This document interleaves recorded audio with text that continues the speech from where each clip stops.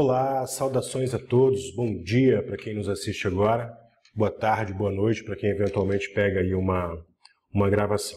Pois bem, eu sou o professor Charles Brito, estou aqui mais uma vez para a gente conversar hoje sobre fisioterapia preventiva, já que o mês de maio se propõe a dialogar sobre a segurança de acidente, especialmente acidente de trânsito. De modo geral, vamos falar na prevenção de detalhes vários, inclusive vamos pensar também num rol de segurança sobre acidentes, né? Pensando até também no acidente de trânsito. Pois bem, fisioterapia preventiva. Esse é um conceito bastante amplo, bastante genérico da fisioterapia, e se você for observar por um determinado ponto, ele é um tanto quanto redundante, né? Talvez menos redundante do que nós falássemos fisioterapia reabilitadora, já que é o grande axioma, por assim dizer, o grande preconceito da fisioterapia, atuar na reabilitação. Mas nós sabemos, Paulo Freire vai nos lembrar, que o sujeito humano ele tem a capacidade de transcender os determinantes e os condicionantes que incidem sobre ele. Eu falo isso porque toda intervenção, toda ação que você faz em um sujeito reverbera nesse sujeito nas suas múltiplas possibilidades. Ou seja, uma intervenção, no nosso caso, uma intervenção física, terapêutica, ela vai ter viés reabilitador, um viés de tratamento e, sem dúvida, um viés preventivo. Até porque, como nós sabemos, há vários níveis de prevenção. Então, o sujeito ele pode estar, eu brinco isso em sala de aula, ele pode estar lá na UTI, todo quebrado, os ossos todos quebrados, todo machucado. Ainda assim, eu vou pensar em prevenir, por exemplo, a piora do seu quadro. Então, a instância preventiva, ela se posiciona, ela é transversal em todo o cuidado, em todas as estratégias assistenciais de saúde. Então, ao falar em fisioterapia preventiva, a gente está falando em ações, estratégias que vão cuidar desse sujeito em suas múltiplas possibilidades, mas especialmente pensando na sua manutenção, na sua não piora e essencialmente no não acometimento de processos patológicos, de processos que vão gerar um desequilíbrio, uma instabilidade, um bloqueio, uma estase, alguma coisa nesse sentido. Tudo bem? Então a aula de hoje é muito tranquila, muito gostosa, uma conversa bem bacana, suave, então, sobre fisioterapia preventiva. Antes disso, até lembrando aí dessa figura, a ideia é trazer essas intersecções que a fisioterapia preventiva tem em relação a múltiplas áreas, né? Então, todo olhar terapêutico, ele se imbrica, né? Ele se interrelaciona com outras esferas de cuidado. E a fisioterapia preventiva não seria diferente disso. Todavia, eu trago aqui os principais conceitos, as principais teorias que os artigos, que os livros sobre fisioterapia preventiva vão abordar. Então, essa lógica ela é muito trabalhada, por exemplo, no contexto do trabalho, no contexto laboral, na empresa, na indústria, e aí com fins que a gente vai discutir daqui a pouquinho, né? Tendo, obviamente, o olhar para a saúde do seu sujeito, mas tendo outros olhares, né? No que diz respeito à lógica do trabalho, o olhar capital, financeiro, né, do lucro, costuma, inclusive, se sobrepor a outros olhares, o que não é, eventualmente, um grande problema, mas, enfim, um olhar particular desse contexto, né? A gente poderia falar também desse contexto escolar, pensar não só nas primeiras idades, assim, da criança a nível escolar, mas pensar em toda a perspectiva dessa lógica, né? Então, quando eu falo do trabalho e penso na ergonomia do trabalho, eu posso pensar também na ergonomia que essa criança se relaciona no seu ambiente, né? Inclusive, a senhora, minha avó, por sinal, falava que o trabalho da criança é estudar. Então, percebe que são esferas imbricadas. Então, a gente pode pensar, por exemplo, em cadeiras mais confortáveis, em mesas mais confortáveis, que podem acolher essa criança para que ela possa ali estudar de modo mais confortável ali em um período, 2 períodos, enfim, todo o seu momento de estudo, né? Pensar no peso da mochila, enfim, várias outras estratégias que vão propiciar que esse indivíduo, criança, adolescente ou adulto, desenvolva sua potencialidade. E aí eu entendo que é bem isso o papel da fisioterapia. Permitir que esse sujeito, mediar que esse sujeito desenvolva toda a sua potencialidade, que ele seja tudo que ele quer, que ele pode vir a ser. Né? Outros públicos específicos que a fisioterapia preventiva vai olhar são os idosos. Eu faço uma brincadeira com a aí, porque a gente fala muito idoso no masculino, mas a gente conhece essa feminilização do envelhecimento. Então, se eu perguntar aí quem tem vó, aposto que mais pessoas levantarão a mão do que se eu perguntar quem tem vô, né? Então a gente brinca lá que a gente tem sempre o baile das viúvas, mas não tem o baile dos viúvos, até porque tem mais idosas do que idosos. Mas isso é uma outra discussão que a gente faz em outro momento. Então o cuidado com o idoso, ele tem que ser revestido de olhares que vão, no mínimo, prevenir a piora desse quadro funcional, desse estado de vulnerabilidade que é normal, que é fisiológico desse idoso nessa fase de vida, né? Lembrando que o idoso, o envelhecer, não é sinônimo de adoecer, mas, como diz o castelhano, né, o espanhol, pero ayuda, mas ajuda, né? Então, envelhecer não é adoecer, mas me predispõe a processos patológicos, me deixa mais vulnerável a esses processos. E aí o seu trabalho enquanto fisioterapeuta, médico, enfermeiro, enfermeira, professor de educação física, enfim, vai ser manejar esse sujeito para que ele consiga manter a sua vida com qualidade, com estabilidade, né? Evitando prejuízos funcionais, acidentes, os mais variados possíveis. E aí sim podemos falar na segurança desse sujeito idoso, quando a gente pensa, por exemplo, nas suas relações ambientais. Tá? Então, muitas vezes, o ambiente imediato desse sujeito idoso é cheio de risco. Por exemplo, uma casa com escadas, com tapetes, e a gente pode, eventualmente, aumentar essa prosa nesse sentido. Um outro público muito específico de se conversar sobre a fisioterapia preventiva diz respeito aos atletas, ao esporte, né? Então, a gente pode pensar desde o atleta em alto nível, em alto rendimento, o atleta, por exemplo, que vai jogar uma Copa, uma Olimpíada, alguma coisa assim, mas podemos pensar nos nossos atletas aí de final de semana, por exemplo, né? Todos eles podem ser sujeitos de um trabalho terapêutico, fisioterapêutico, que vão prevenir lesões, prevenir problemas musculoesqueléticos, né, articulares, neuroarticulares, enfim, problemas de ordens várias para esse sujeito, bem como aumentar o seu rendimento, aumentar o seu nível, sua potência ao desenvolver essa prática desportiva. Outro público igualmente específico são aqueles com doenças específicas, né? E aí, ainda assim, eu vou pensar em medidas preventivas para que esse sujeito não venha a piorar o seu quadro sindrômico, o seu quadro clínico. E aí poderíamos citar pacientes hipertensos, diabéticos, enfim, várias outras alterações funcionais, vários outros problemas clínicos para os quais eu vou olhar e vai, a partir desse olhar, dessa avaliação, tecer um cuidado específico para que ele mantenha o seu nível funcional ou melhore, né? E não decline essa capacidade funcional, essa capacidade física, essa saúde como um todo. Tudo bem?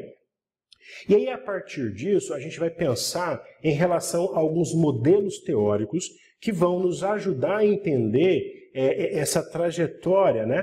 Essa caminhada desse sujeito, desde que ele entra em contato, por assim dizer, a um processo que vai gerar um desequilíbrio, que vai gerar um processo patológico, um acidente, por exemplo, ou o contato com uma carga viral, uma carga bacteriana, ou um desgaste, ou algum processo físico, químico, enfim, que vá propiciar um desequilíbrio que virá a se tornar um processo patológico, uma doença. E aí nós temos, para nos ajudar a pensar nesse movimento, nessa trajetória que esse indivíduo percorre, desde um estado de saúde, que eu vou chamar, posso por assim chamar de saúde mesmo, até uma outra condição, que posso assim classificar como processo patológico, como doença. Então, essa trajetória de um indivíduo saudável para um indivíduo doente, com enfermidade, esse processo, que ele é bem complexo, né? Não é algo linear, ele precisa ser olhado com muito carinho e perceber os vários nuances que essa trajetória, que esse processo vivencia ao longo do tempo, ao longo do espaço. Tudo bem?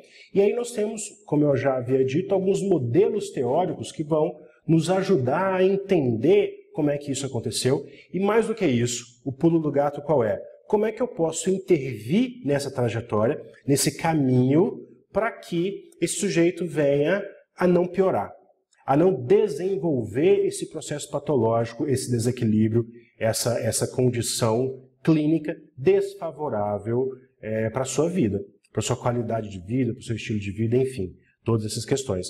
Então, um modelo teórico dos mais conhecidos, já conversamos sobre isso algumas vezes aqui, é a história natural das doenças, conceito esse desenvolvido por Livre e Clark, ali na década de 60, 70, né? E só para lembrar, esse modelo teórico ele vai aqui descrever essa caminhada, né?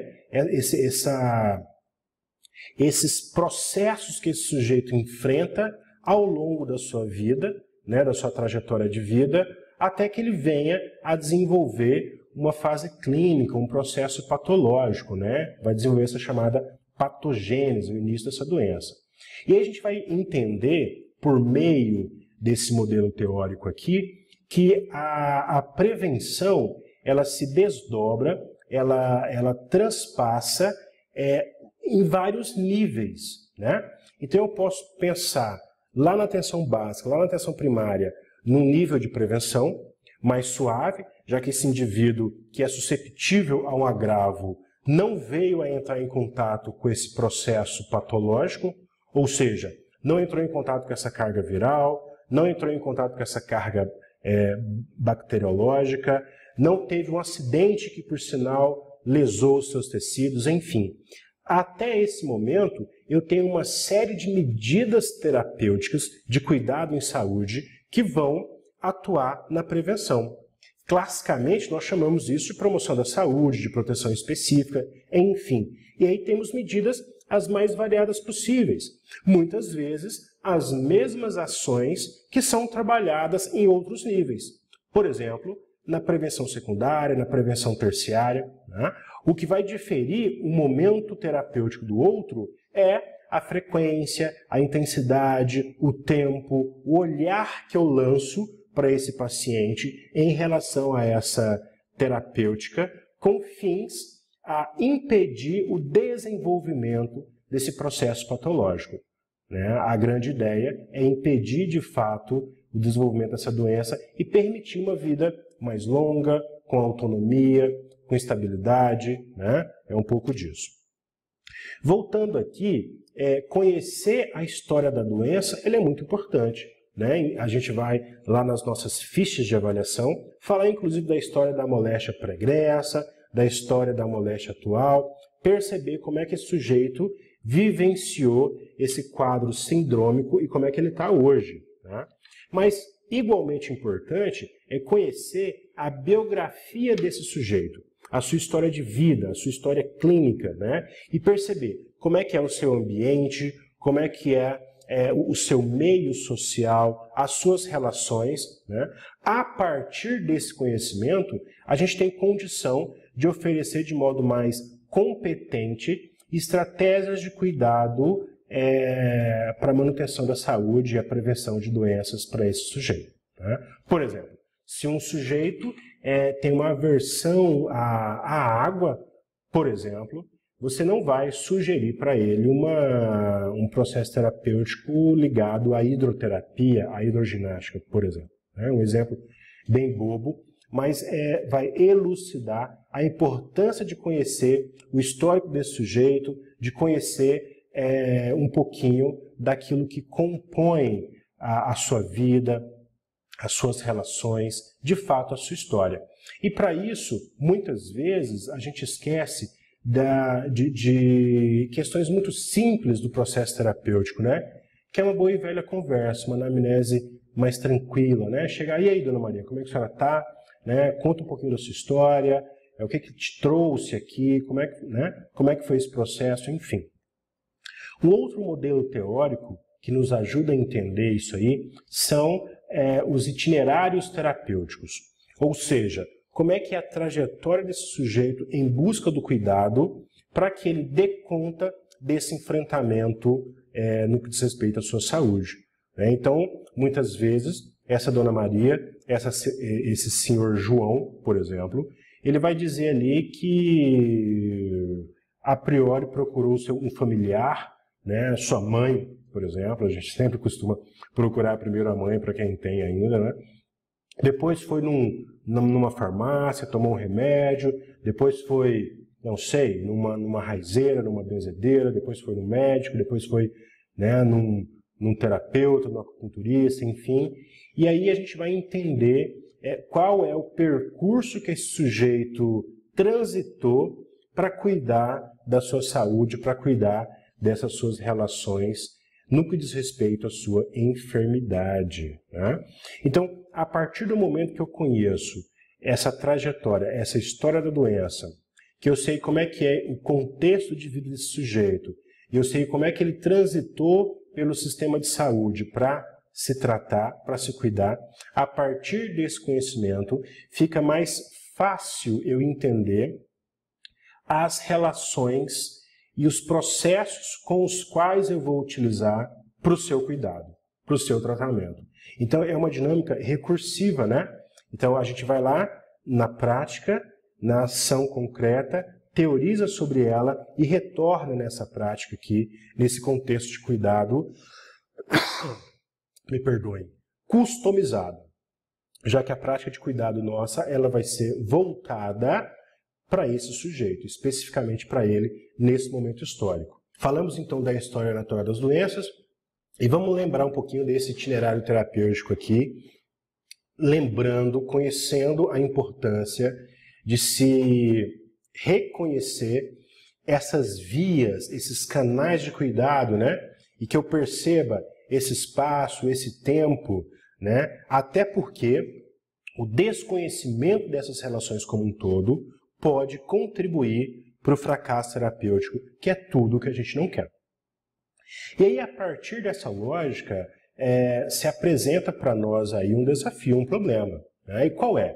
É pensar, de fato, nesse indivíduo, nesse contexto individual e ou coletivo, e pensar como é que é essa caminhada, como é que esse sujeito está se desenvolvendo ao longo do tempo, né? Nesse território que ele vivencia.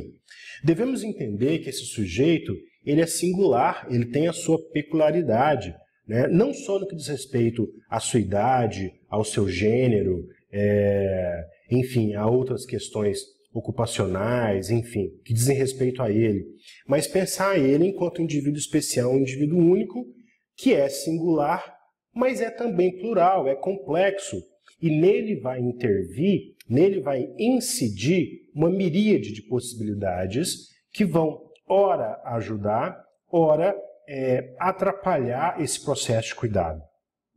E aí isso faz mais importante atentar da necessidade de uma avaliação bem criteriosa. E eu sempre digo lá, a avaliação ela é mandatória, ou seja, o nosso trabalho ele é direcionado a partir do meu olhar clínico para aquele indivíduo, naquele contexto, naquele momento, naquele território. Então a avaliação ela é capital. Eu sempre digo que o primeiro encontro, tudo bem que a avaliação ela é diária, né? Mas o primeiro encontro ele costuma ser mais demorado, mais especial, porque tem essa ambição de você conhecer não só o indivíduo, mas também o seu contexto. E aí, só a partir daí, eu vou propor as medidas, as atividades terapêuticas. Eu sempre digo, nem sempre o nosso sujeito sabe o que é bom para ele. Muitas vezes chega o nosso paciente na clínica e diz, doutor, eu quero tal terapia. Eu fiquei sabendo que essa terapia é bem bacana. Mas nem sempre essa terapia é o melhor, entre aspas, o melhor remédio para esse sujeito, para essa condição. Beleza? Vamos avançar. E aí, nessa lógica, qual é o objetivo, então, da fisioterapia como um todo, e não só da fisioterapia preventiva? É, de fato, fazer esse sujeito viver mais e melhor, né? Que ele seja um indivíduo funcional, que ele funcione. E nós sabemos que nós funcionamos a partir de nossa motricidade, né? Por exemplo, eu quero beber minha água, né? Então eu até acredito, eventualmente, num poder da mente para trazer água aqui. Mas ainda não consigo, né? Confesso que não consigo e nunca vi alguém que conseguisse. Então, se eu quero beber água, eu tenho que ir lá, ou seja, desenvolver a minha motricidade para ir lá e pegar essa água, né? Antes disso, eu tive que trabalhar para conseguir comprar essa garrafa e comprar essa água, né? E aí, nessa lógica, o objetivo é bem esse. Proporcionar uma vida com mais qualidade, com mais saúde, com mais autonomia, né? Que eu possa desenvolver a minha motricidade, desenvolver essa minha capacidade física para que eu possa atuar, operar o mundo e realizar tudo que eu quero realizar, tudo que eu quero fazer, tudo que eu posso fazer. Tudo bem? E aí, nessa perspectiva, a gente entende que a fisioterapia preventiva vai se caracterizar como um conjunto de procedimentos que vão ajudar a controlar diferentes sintomas biopsicossociais, não só psicofísicos, até porque essas intervenções vão atuar não só no meu estado emocional, não só no meu estado físico, mas também nessas relações sociais que eu desenvolvo. E por que não dizer, eu sou acupunturista, alguns já me conhecem aí, nessa minha lógica energética, por assim dizer, não é? E aí, esses procedimentos vão possibilitar uma maior flexibilidade corporal, uma força melhor, né? Uma coordenação, uma concentração, vai melhorar a minha postura, vai relaxar a minha musculatura, vai diminuir a tensão, vai diminuir os riscos de lesões, né? E aí vai trabalhar na minha autonomia, na minha autoestima, naquelas relações emocionais que nós já falamos outrora aqui, que são tão importantes serem trabalhadas como as questões físicas.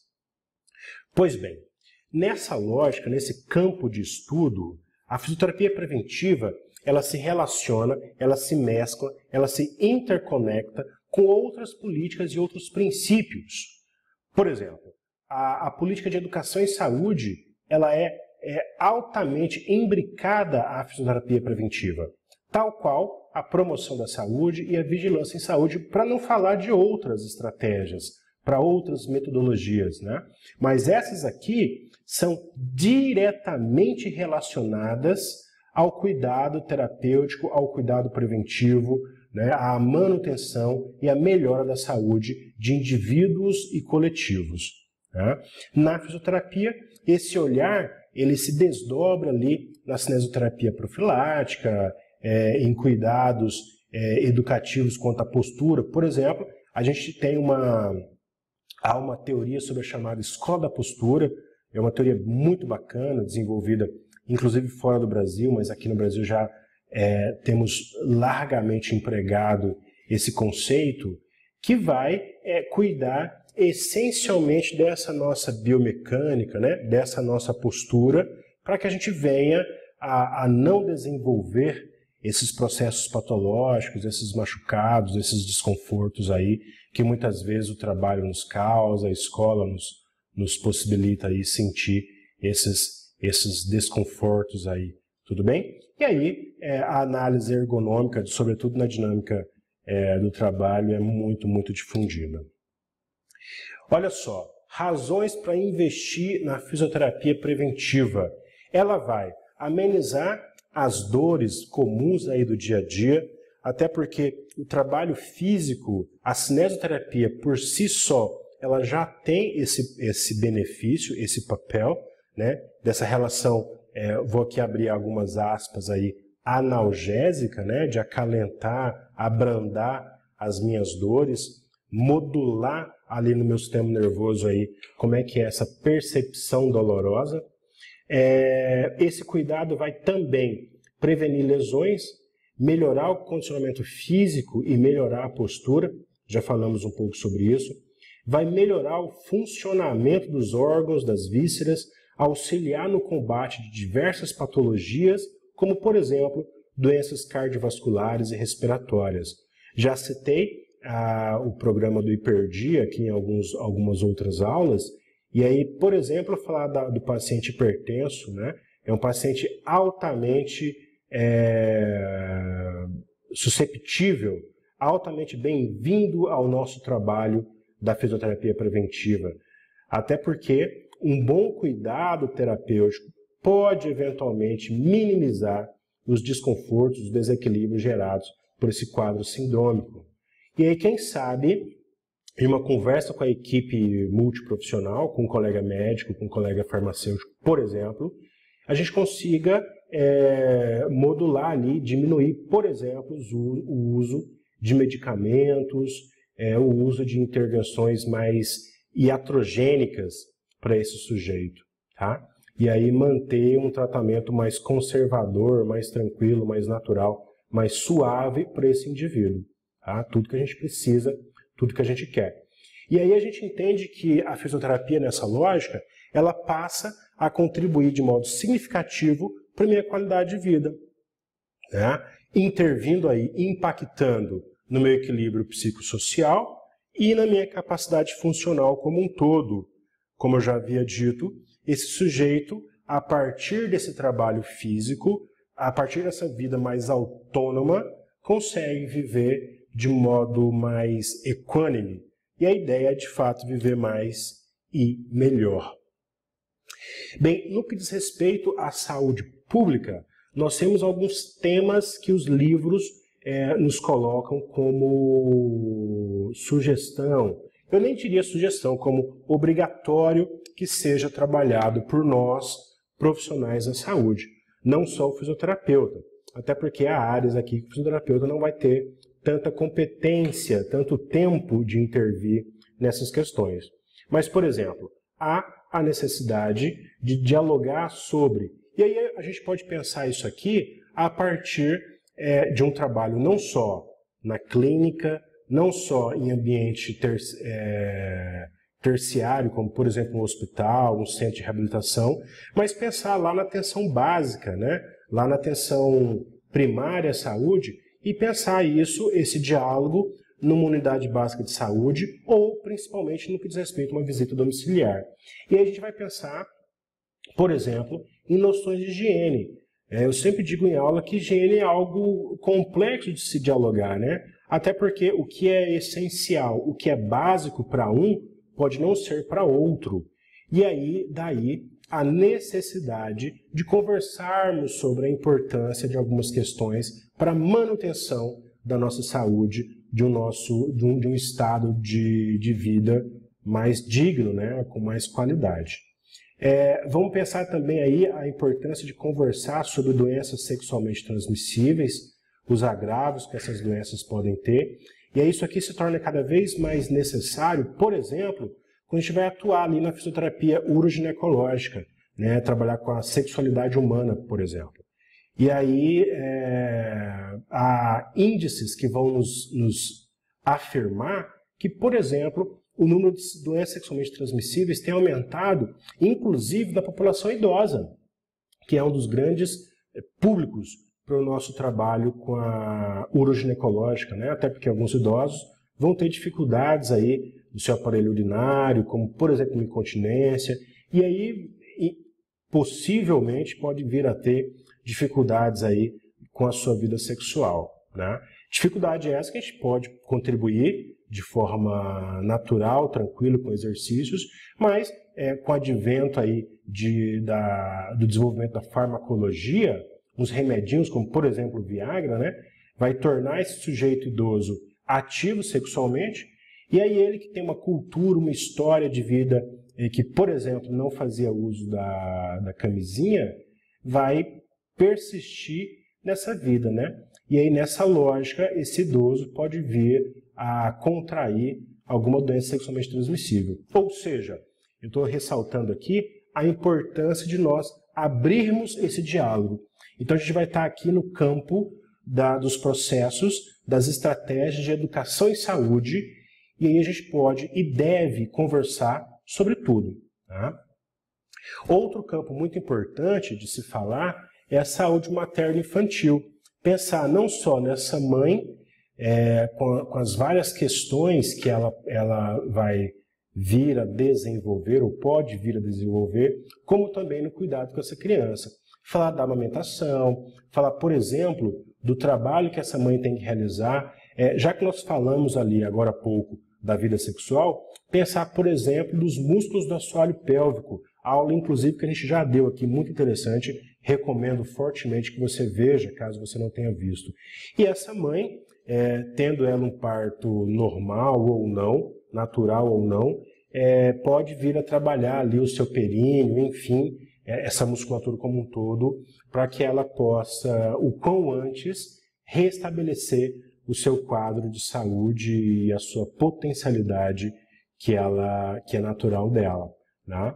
A saúde do idoso, já introduzimos minimamente esse conceito, mas é um campo imenso para as práticas preventivas. Quando a gente fala de saúde do idoso, muitas vezes os sujeitos vão se limitar a falar sobre a queda, por exemplo, que é um grande mal, né? Eu dou aula de geriatria e gerontologia e há uma piadinha, uma brincadeira nesse meio que vai falar o que mata idoso é pneumonia e queda, né? Tem até uma terceira coisa lá que eu já não lembro mais, mas enfim, queda é de fato um agravante muito significativo para o adoecimento desse sujeito idoso, né?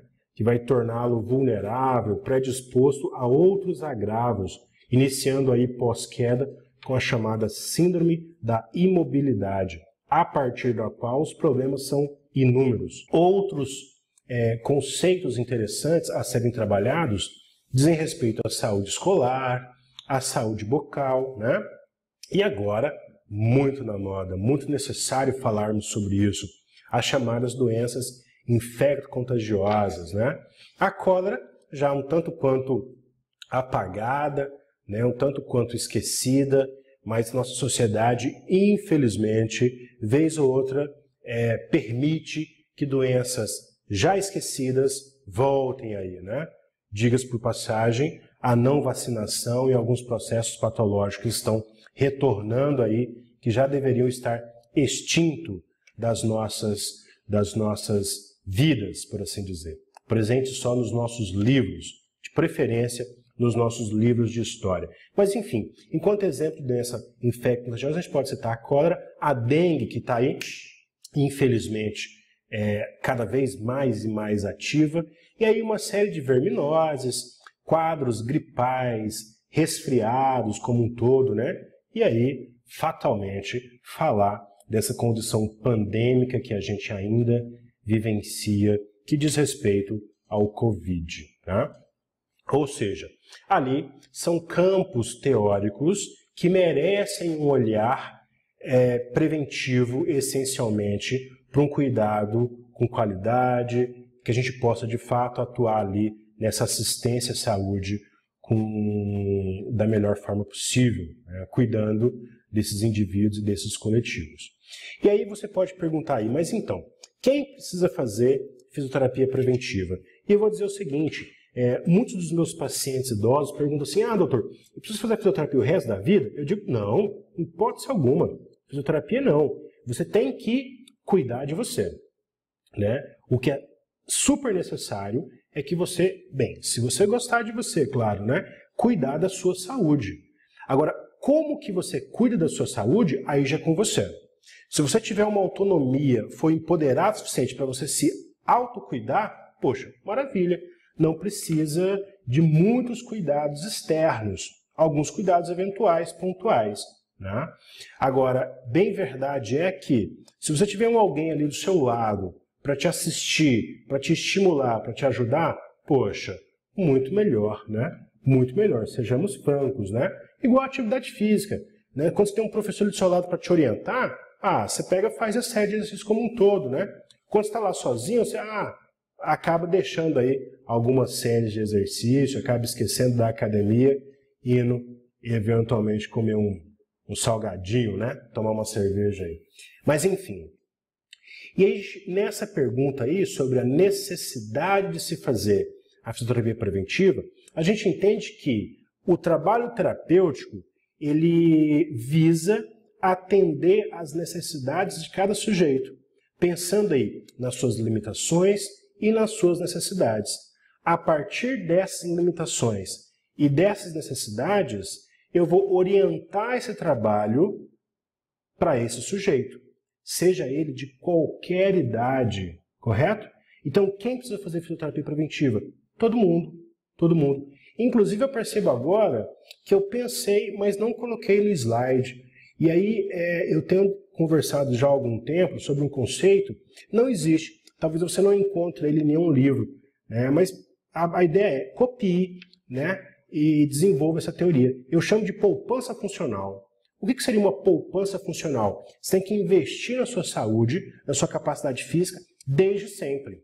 Desde sempre, né? Inclusive, quanto mais cedo, melhor.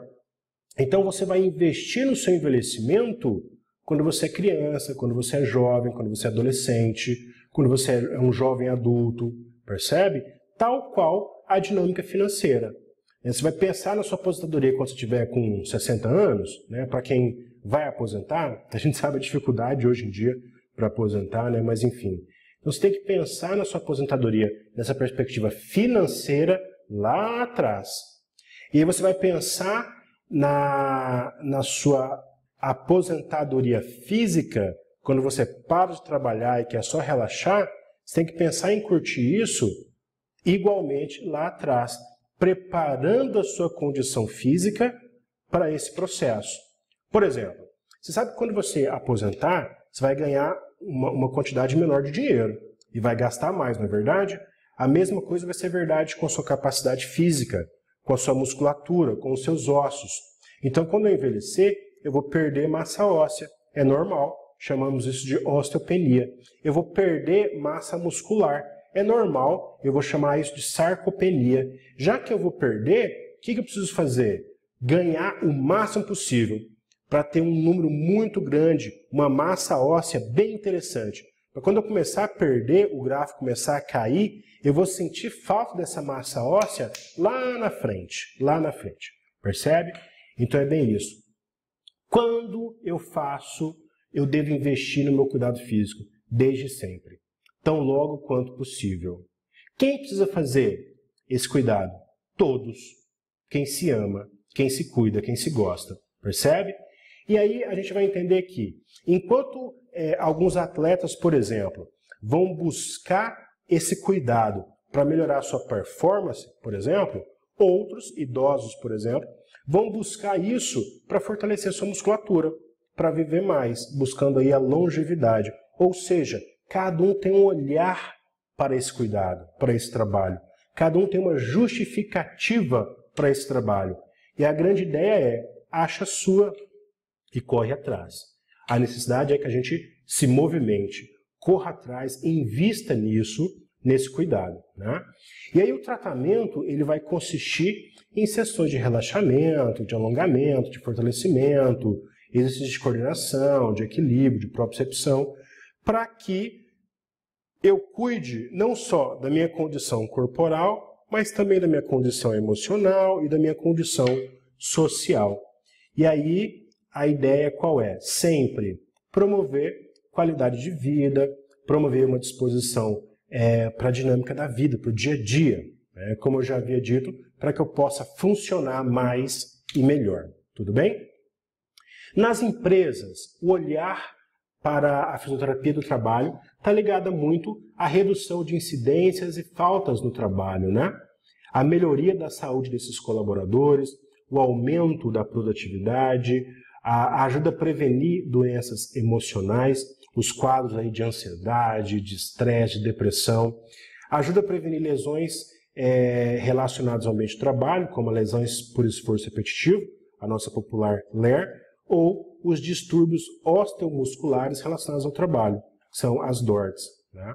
Então, no que diz respeito ao campo empresarial, esses são alguns dos olhares, dos objetivos para a fisioterapia no trabalho. Os idosos ou idosas, né? Qual é a ideia? Esses procedimentos vão ajudar a prevenir riscos de doenças comuns nessa faixa etária. Por exemplo, temos aí o diabetes mellitus, a hipertensão arterial, as doenças cardíacas, a própria osteoporose, as hérnias de disco, as tendinites, bursites, artroses, e no tratamento de problemas como insônia, depressão, ansiedade, enfim. Todo esse cuidado vai auxiliar esse sujeito a minimizar esses desequilíbrios, esses agravos, né? E aí, o foco principal da fisioterapia preventiva vai ser, nesse sujeito idoso, preservar a sua função motora. Vamos falar essencialmente da autonomia desse indivíduo, para que ele dê conta não só dos seus hábitos de vida, da sua vida de vida diária mesmo, mas eventualmente de uma vida laboral, ou seja, que esse sujeito consiga se manter operando a vida de acordo com os seus desejos, com as suas necessidades. Nessa lógica, a gente consegue inclusive adiar a instalação de algumas incapacidades que são aí decorrentes desse processo de envelhecimento, prevenindo aí a ocorrência de quedas e outros acidentes causados por essas limitações naturais desse envelhecimento. No caso dos atletas, a fisioterapia preventiva vai olhar especialmente nessa ideia de garantir um melhor rendimento, uma melhor potência física, né? Melhorando inclusive esse desempenho nos treinos e nas competições e principalmente evitando as lesões mais comuns. Essa é a ideia, né? E aí, a partir disso, trabalha-se para melhorar o condicionamento físico, a flexibilidade, a força muscular, né? E isso customizado para cada sujeito. Então, a fisioterapia associada aí ao coletivo da educação física, entre outros olhares ali, vai cuidar desse atleta para possibilitar que ele venha a desenvolver a potência no esporte que ele pode vir a ser. Legal? E aí, com isso, a gente considera, nesse cuidado, as lesões prévias, a idade, o gênero do atleta, se o esporte é coletivo ou individual, o nível de competição, a exigência de maior contato físico entre os competidores, as condições físicas gerais.